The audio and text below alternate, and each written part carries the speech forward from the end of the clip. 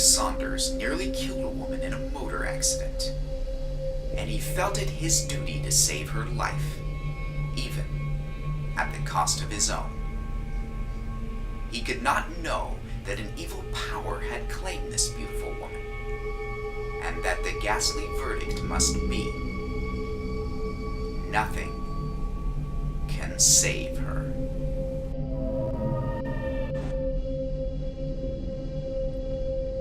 Vera's so beautiful, and yet so pale. Can it be true? Is she really the victim of a vampire? The rain lashes the dark highway in torrents. Only the headlights of Dr. Greg Saunders' car cut like twin staring eyes through the storm and blackness. Suddenly, What's that? Someone crossing the road ahead! I hit her!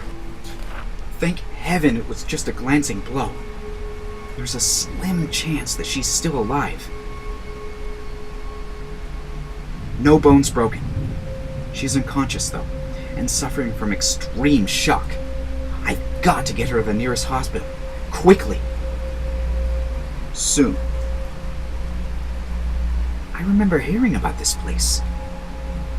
Just a small private hospital, but adequately staffed. Queer, though. It looks as though it's closed down. The windows are all shuttered.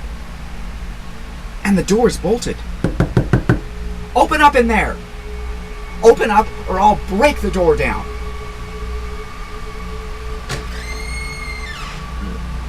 Who are you? What are you doing here on a night like this? I'm a doctor. There's a woman in my car, seriously injured. Help me to get her inside. a short time later. She's still in a state of deep shock. A blood transfusion is indicated. Make the necessary preparations, Doctor. I'm afraid that's impossible, Dr. Saunders. You see, our blood bank is empty. All our available supply has been used trying to save the lives of villagers who fell victim to the vampire. The vampire? Surely you don't believe that superstitious nonsense, Doctor. I know how you feel, Dr. Saunders. As a man of science, I felt the same way once. But we've had proof. That's why we keep the doors and windows tightly closed at night. Everyone in the village does the same.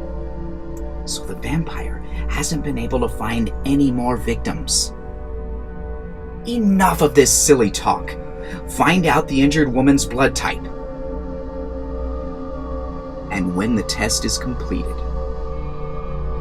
she has the same type as you, Dr. Saunders. Are you sure you want to? Of course. She needs a transfusion at once, or she'll never recover.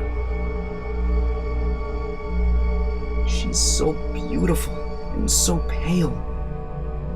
I'll never forgive myself if anything happens to her. She must live. She must. during the following days, Greg Saunders battles death itself to save the life of his beautiful victim. Recklessly, he offers his own blood again and again in a desperate effort to keep alight the flicker of life in her. That's the third transfusion. You can't give any more without endangering your own life, Dr. Saunders. I can't understand it. After each transfusion, she seems to pick up strength. I've watched her at night when she seemed to be stirring. Then, when morning comes, she lapses back into that coma. Stop driving yourself so hard, Dr. Saunders. You'll need rest badly. I don't think you realize how seriously you've weakened yourself. I can't rest. I'll take a walk. The fresh air will do me good. I can't let her die. no matter what happens. I've fallen in love with her. If only the roads weren't flooded by that storm, they could get through with a new supply of plasma. One more transfusion will kill me. Suddenly, oh! A bat! A vampire bat! Somehow, Dr. Saunders manages to evade the sharp, hungry teeth of the hideous bat. He reaches the hospital. You were right, Doctor! There is a vampire! Not a real vampire, Doctor, just a bat. A blood-sucking bat. That's a form human vampires often take, Dr. Saunders. You've had a narrow escape. Later. Will Dr. Saunders be all right? He's lost a lot of blood, and the excitement badly weakened his heart. I've given him a sedative so he can relax. Naturally, there must be no further blood transfusions.